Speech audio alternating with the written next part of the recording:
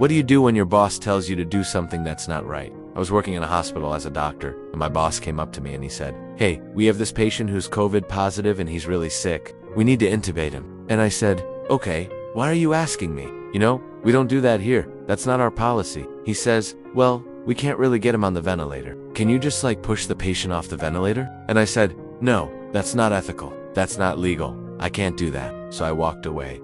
And then he came back an hour later and he's like, "Are you sure about that? Because I told the family that we're gonna try everything and we'll call you if it doesn't work." And I said, "Well, I'm sorry, but I'm not gonna participate in this." And I walked away again. He ends up calling me 20 minutes later and he's like, "Come quick, come see the patient." And I go running into the room and he's sitting there and he's like, "See, I told you we would try everything." And I was like, "Yeah, but you didn't tell them that you were gonna kill him too."